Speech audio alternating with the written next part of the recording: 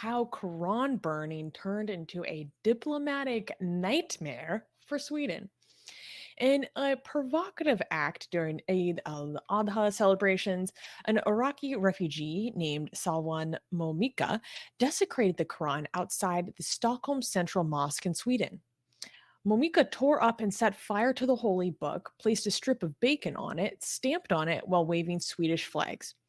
Surprisingly, the Muslim community largely dismissed or ignored the act, responding with calm and even distributing chocolates to the police they were present. Absan Mezouri, a Muslim in the crowd, expressed empathy for Momika but refused to give him any attention, while Hussam El Ghamati, a political activist, saw it as a deliberate attempt to agitate Muslims and then portray them as violent.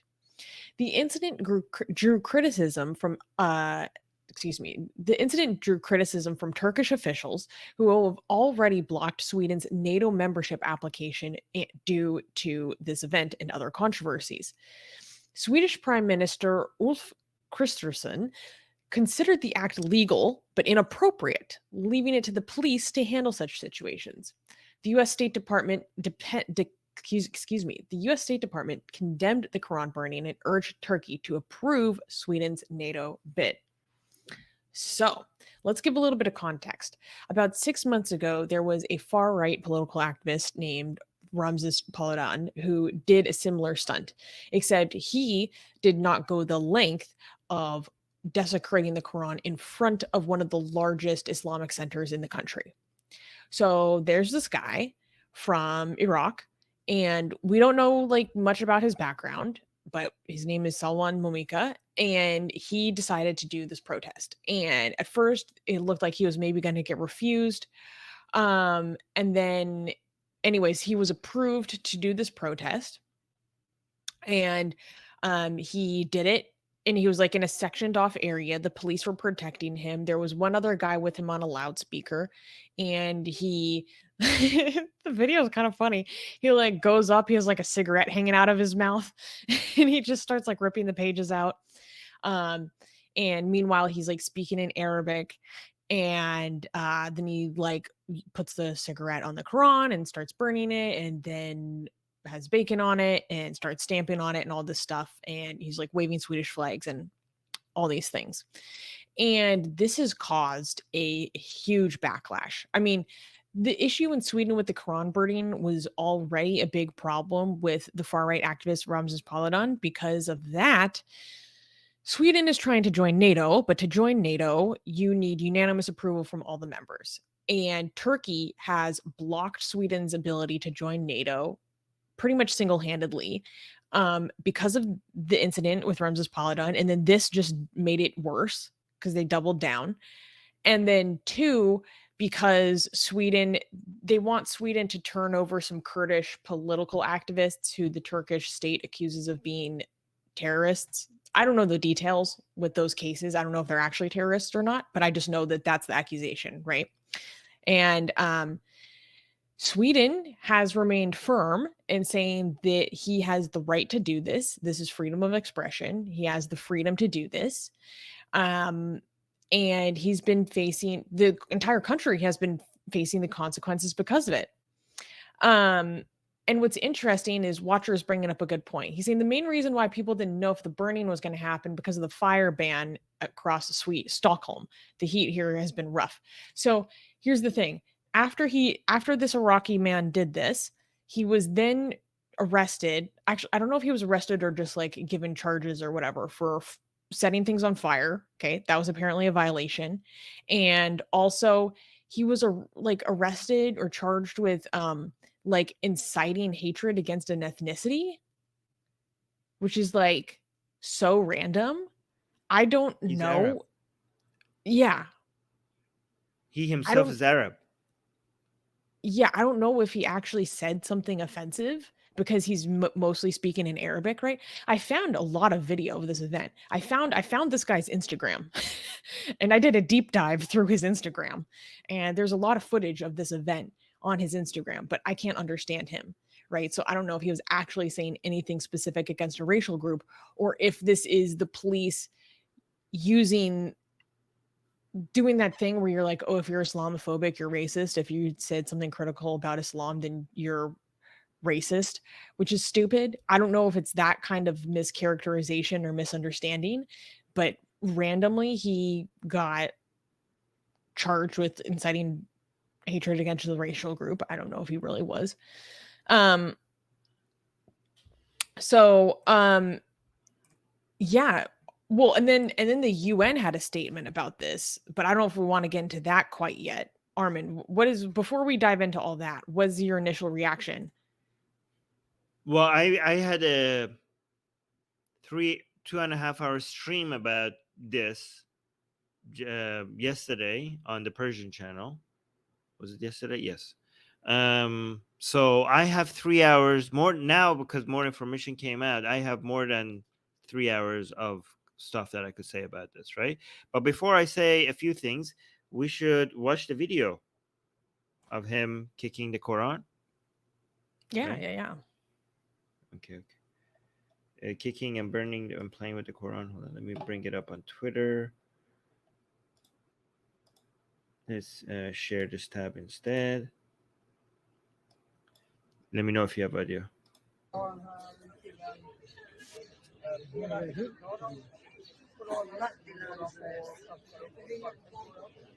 You have audio? Mhm. So he's got his cigarette. He's just playing toss with it. Oh, they're playing kick the Quran.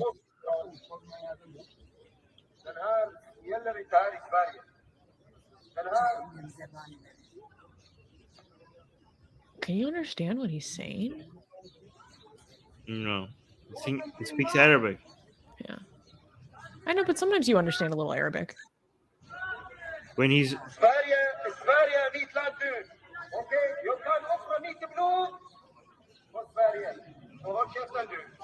he's kicking and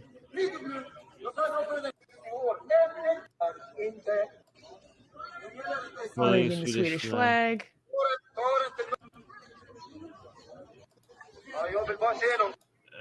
Yeah. There was another video. Where's is do we have the burning one? All of it is the same. Yeah. So a couple of things. First of all, he's Christian. He's Iraqi. He's Arab, and he used to be part of the Popular Mobilization Forces, or Hashd Shabi, which is a terrorist group. Wow. Yeah, he used to be part of one of the Christian units of that group, but that was his past. I don't want to hold his past against him, but that is basically in Iraq. It is the military force that is funded and organized by the Iranian government. So, which is the part of the Iraqi government now that is overthrowing democracy in Iraq, basically, right? So, but that was his past. I'm assuming based on this that he doesn't believe in working with such groups anymore. I don't know much about him. Is there a way we could invite him to talk to him on the show? I mean, I found him on Instagram. It's not hard to contact him there, but it seems like he only speaks Arabic. Okay, we could bring translators. We could bring Tesla as a translator. Oh, he speaks Arabic fluently? Oh yeah, he does. Man, that guy's a bag of tricks. Sorry, we're talking about one of our volunteers, guys. No, he speaks like 5 or 6 languages fluently, I think. And Yeah. randomly Greek. Yeah, I love that guy. Anyways. Yeah, that'd be really interesting. So I just want you to know that this is so much more than burning your Quran. We are right now at a point where Europe is condemning, the European Union is condemning this, and the United Nations is condemning this. So Sweden is one of those few countries like that has the standard for free speech that is close to the USA. Do you know what I mean?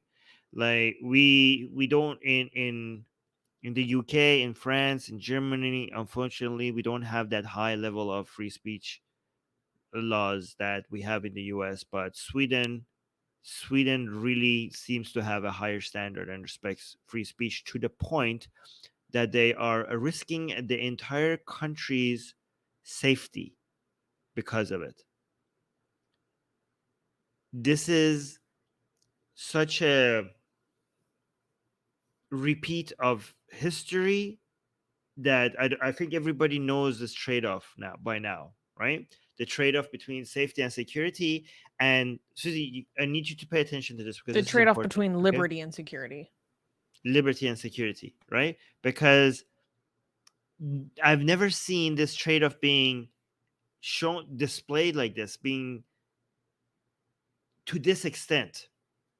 Because a lot of times, so throughout history, we see modern history, we see people suffer, fight, bleed, and sacrifice so much to be able to get access to certain rights and freedom, rights like freedom of speech and many other rights that are very important that have made the modern world possible. These are the foundations of what we have created, we have built modernity on upon, right? These principles, such as secularism, such as the separations of power, such as free speech, right, such as democracy, and most importantly, such as the right to protest, such as the freedom to assembly. All of these, there's a list of them, but the most important of them is the freedom of expression, and these are the foundations of modernity, and they need to be defended. These are why the world has become a much better place ever since World War II. Okay, so, and it's being challenged. These rights and freedoms are being challenged from right-leaning people, from left-leaning people, from religions, from many different sides, and it's hard to defend them when um, the in many places it's so obvious to see that these values are being threatened because they're being threatened by force, with military, with guns. But in other places, these values are being threatened by people not knowing their history and not knowing the worth of these values and principles. And they're being persuaded into giving up these rights. These Mm. rights that have been fought for by so many people before you, that have sacrificed so much of it, people just are willing to give it away like that, right? So, and it's so hard, it's just so hard to gain these rights, and it's so easy to lose them. And once you Hmm. lose them, it's going to be so hard to get it back. And the main way people convince you to give up these rights is by trying to argue that you need to give up these rights for your safety, for your security. And this is now being happening here. But to such a larger, I've never seen a bigger display of this trade-off. And I can't believe that Sweden, like I can't believe, but I want to celebrate Sweden standing on the right side of this, because we're talking about a global threat to security. We're talking about the stability of Europe and the geopolitics the United States and Canada and Australia and everybody else is involved with, right? And these are liberal countries that are standing against illiberal countries. Like, standing against is maybe too strong of a word, because in many ways they're working with each other. But at least when it comes to dominance, there's a competition here. And the most important right now, as we're speaking, the most important battle that is being happening is over Ukraine. Like, it could be Taiwan and Ukraine, but right now it's Ukraine. And but Ukraine is just like one piece of this puzzle. The whole idea of NATO being able to include Finland and Sweden into NATO is going to completely change the dynamics. It's going to completely defeat Russia's military hopes for future dominance around Europe, because it's going to lose the access that it had to the waters around Finland and Sweden. So if Sweden and Finland has already joined NATO, but if by having these two countries in NATO, it will be over. It will be game over, and that's how important it is. This is not just about the safety of and security of the people in Sweden, how important this is for Sweden to join NATO, but it's the entirety of NATO and entirety of the world. And that level, look how tempted you should be to give up just a little bit of freedom because of the level of security. Like, think about it. Think about the trade-off here. A few pages of the Quran, should we let that be burned? On the other side, you have extra safety and security globally. And Sweden is choosing freedom. And Sweden wants to join NATO, wants it badly. But look how principled, look how the laws in this country work, that you can't. It's just against the law. You can't do that. Even when everything is at stake, even where so much is at stake, Sweden is standing on the side of freedom. Let them burn. Let those pages be burned. These are the principles of this country. These are the rights that we have to defend. I cannot find you a better display of standing up for what's right, even when you are tempted the most to give them up. This is heroic. This needs to be said. I don't know if people understand what's happening here. I think people just watch the news and think like, oh, there was somebody in Sweden who burned the Quran and the police wanted to stop him, but the court said, no, it has to be legal because this is our constitution. And that's it. They don't think about the global dynamics that we're looking at here. This is not just about a few pages of a book. This is about standing for what's right, and we need to recognize this because we lose these rights because we don't recognize that. We don't recognize how important what we're looking at here is, and that's why we lose them. So people need to be informed about what is being defended here. Exactly. I couldn't agree more. And I think that's why, like, when you sent me the news about what the Secretary General of the UN said, which I'll read in a second, that's exactly why it made me lose my mind. So, for context, here's some reporting on it. The Secretary General of the United Nations, Antonio Guterres, condemned the burning of the Noble Quran in Sweden, stressing the need to work to confront the phenomenon of Islamophobia. This came during a phone call with the Iraqi Deputy Prime Minister and Minister of Foreign Affairs to discuss the abuse of the Holy Quran that was subjected to by an Iraqi refugee residing in the Kingdom of Sweden. So for an official from a body as important and influential as the United Nations to basically be like, oh, freedom of expression is important, but we need to have conditions on it, essentially, is so reprehensible.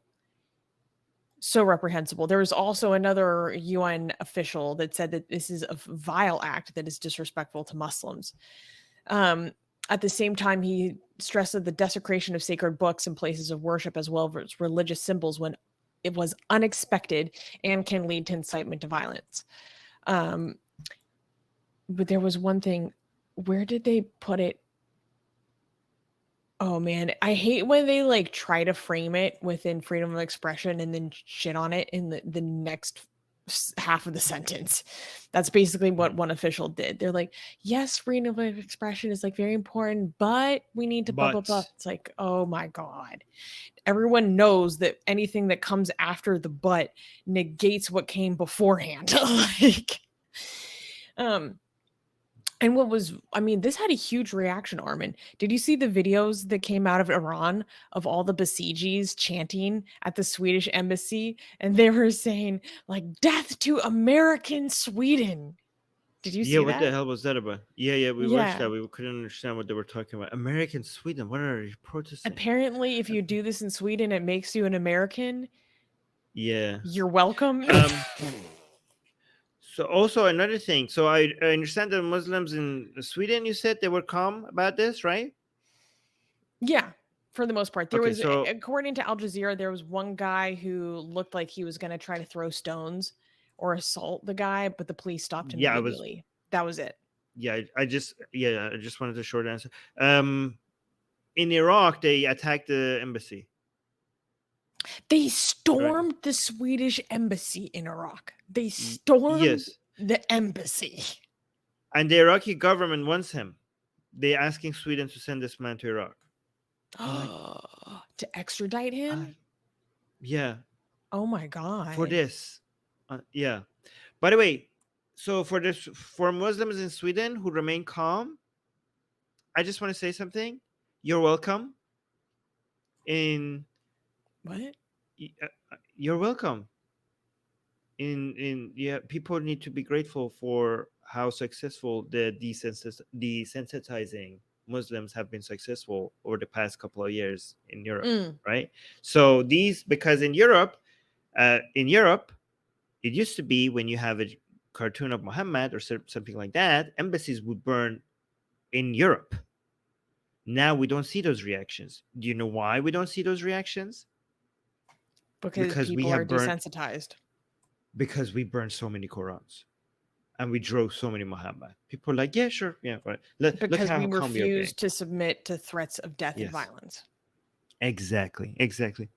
I just want to also read a Benjamin Franklin quote, that says, "Those who would give up essential liberty to purchase a little temporary safety deserve neither liberty nor safety." Okay, Mm. and for people, I want this.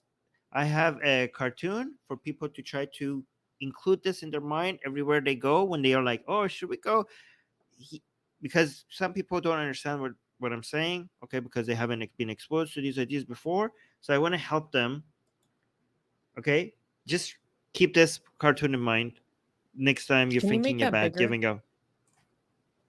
Mm, We have a no. little woman with a T-Rex on a leash, and the woman says liberty, and the little T-Rex says security, and then the security gets bigger, and then she like can't control it, and then in the last panel, the security is so big that it eats the liberty.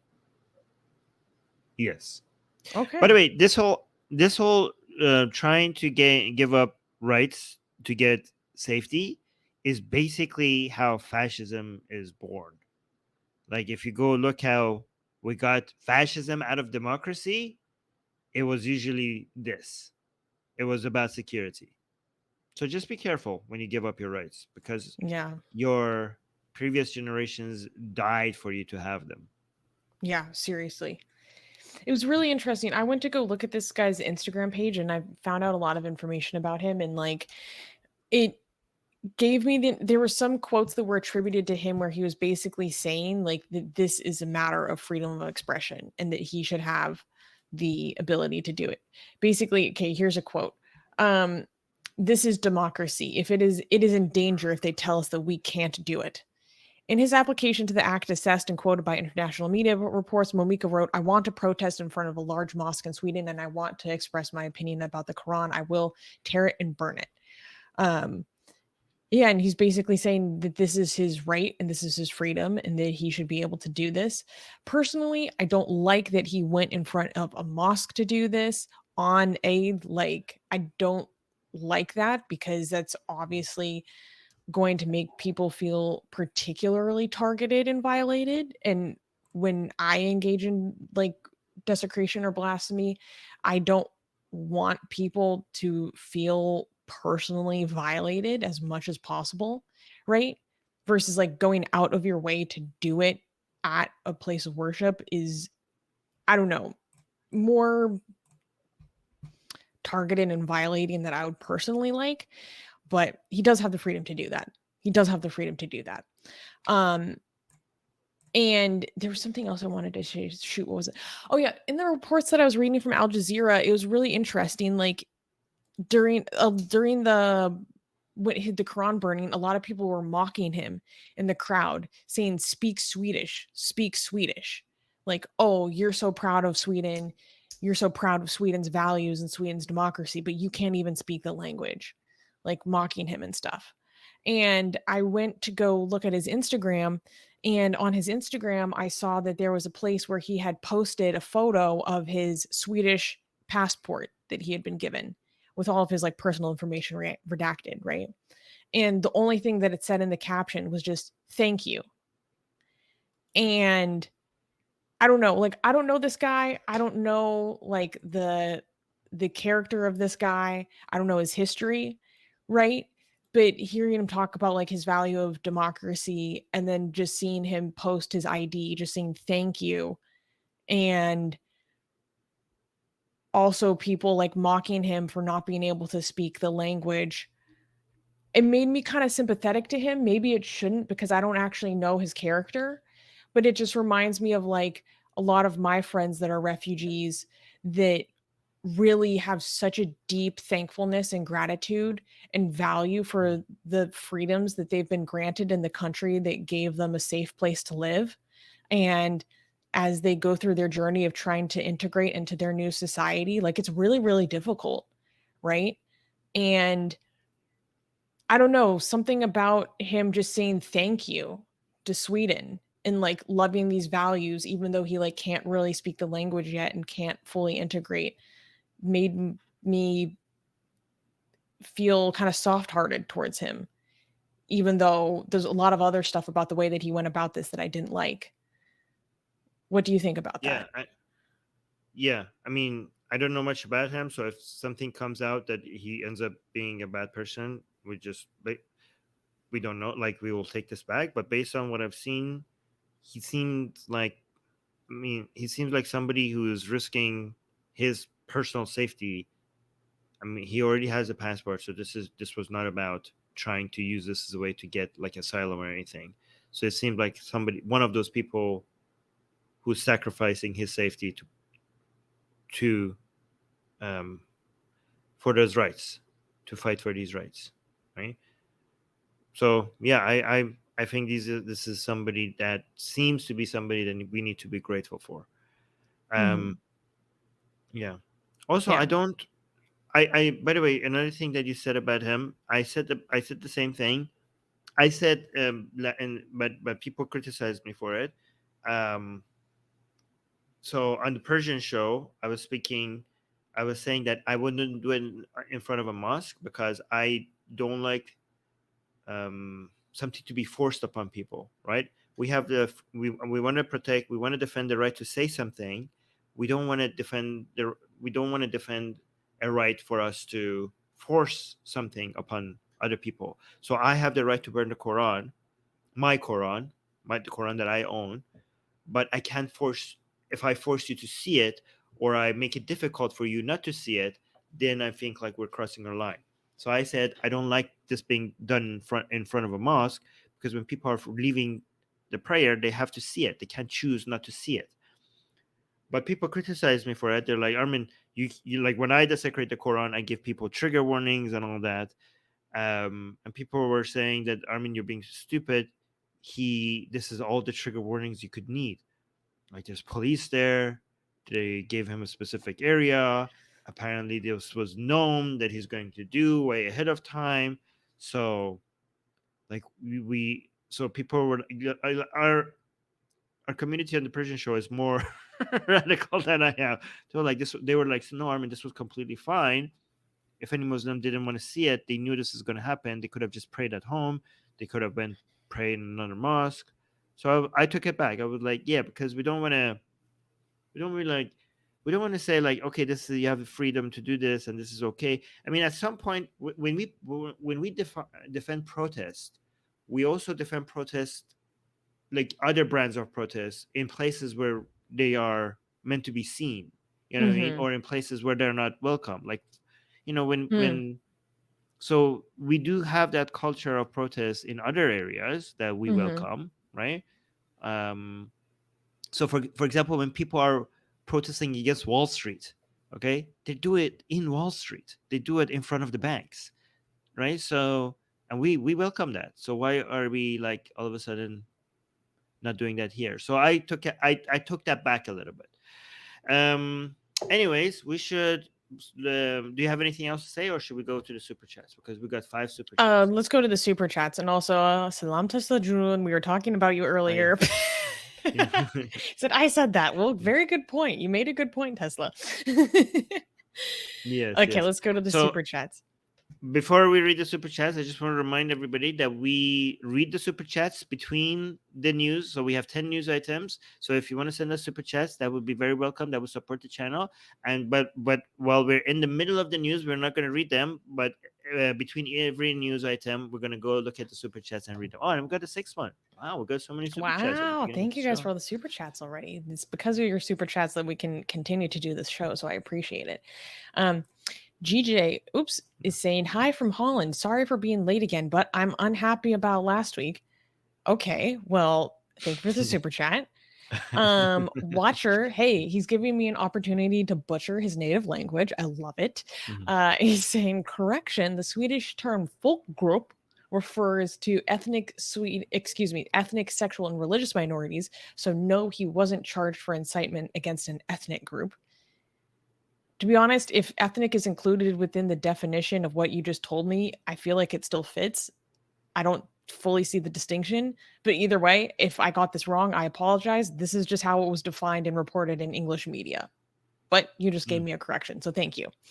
And an opportunity to mess up your language. He gave another super chat and he's saying, plus, the burning didn't get the same reaction as prior because this did not take place in a segregated area. By the way, the police banned the Quran burnings in Stockholm because of increased terror threats before the courts told them no. Yeah, that's what's really interesting. The police did try to straight up stop this, and Sweden's justice system said, no, you cannot stop this. This is legal. This is his right. This is freedom of expression. So, based judges. Because remember, like, remember what you're protecting. Okay, so you're like, oh, I know there's sometimes a trade-off that we need to. It gets too much, right? But be careful. That line is much further than many people realize, right? At the end of the day, you could use people's bodies as an excuse to let go of your values, but those values provided you with the environment that you're rich and prosperous enough to be able to afford that security. So long term, so you're like, oh yes, these values are important, but people's lives are at stake. But with those values are why you're at the point that you have the power and the resources to give them the security. Anyways. Yeah, and Watcher is saying one of the biggest newspapers revealed that the police tried to circumvent the law to get the burnings banned. That's illegal. Yeah, so by the way, what you're saying, right, Armin, I'm not disagreeing with you. I know, I didn't think you're disagreeing with me. I was just like, I'm just adding. He's emphasizing, reiterating once again for those in the back that still don't get it. Okay. Yes. Thank you for the super chats, Watcher. I appreciate it. And giving me the opportunity to say some Swedish wrong. GJ thank you for the super chat, GJ, saying last week at 2 hours and 20 minutes in, my super chat making crystal clear that I'm not an atheist, but an irreligious agnostic. And at this other timestamp, Armin told me you're still an atheist, but Armin forgot that it's his opinion. Follow-up super chat. Thank you again for the super chat. Just not identifying with only a few religions that people have only some knowledge of doesn't make them all atheists. Just because Armin wants to normalize atheist doesn't mean you can't box and label people. Okay, GJ, here's the deal. My friend, we're not going to spend the time to break down the atheist, Gnostic, agnostic quadrant, okay? But there's literally a quadrant. There's a visual representation of this. And an agnostic is an atheist. These are not exclusive. By definition, in the English language, these are not exclusive, okay? So I understand that maybe that's not the label that you like to use for yourself. Fair enough. That's okay. And if that hurt your feelings, we apologize, okay? But technically, yes, you are an atheist. You're just an agnostic atheist. Maybe this is a language lost in translation thing. Okay, but they're like, go look up the Gnostic, agnostic, atheist, theist quadrant. This is literally the definition. So my friend, I'm sorry you were offended, but we're not wrong. If you like to just have your own label, that's fine. Have your own label, and more power to you. Okay. And Asian American, uh, thank you for the $5 super chat. Of course, my friend. He's saying we should oxidize Qurans in greenhouses to maximize CO2 capture. When I burned the Quran, I donated for to offset the carbon dioxide that I released in the atmosphere for 1 ton of carbon dioxide, which is much more than I burned the Quran. So I think I already did that. But I recommend to people, if they want to desecrate the Quran, I don't burn it anymore. I tear it apart and I spit on it, and I throw it. And I think that is safer, more environmentally friendly, and yeah, because and it's important because a lot of, if we encourage Quran burning, some people might burn their house down. Okay, so and it's more insulting as well, right? Oh, I okay. think We're spitting on, optimizing yeah, the disrespect and the safety. Okay. yes, it's more disrespectful. So it's safer to your personal health, and it's more disrespectful. Mm, So mm. spit on the Quran, rather, and also one page at a time. You don't need to finish an entire Quran. If you buy a Quran, it's going to have like many It days could of last you disrespect for left. years. It could last you, yeah, it's like last you for years this way. Just one page. It Spitting on one page of the Quran has the same amount of disrespect than the entirety of it. So just be mindful with your, I and it, yeah, and appreciate. also easier for your wallet. Yeah, yeah. Hey guys, if you are a member of our YouTube channel, by the way, you can get emojis that don't show up on StreamYard, but in the live chat, you will see emojis of me licking the Quran. So, which is what I am known to do. I have been known to lick a Quran. So yeah, guys, join our YouTube membership, support our show, support our community, and then you can also get fun emojis that are blasphemous and desecrating. And thank you, Gasian, for always providing some creative solutions, because that's definitely Yes. how he rolls. Thank you.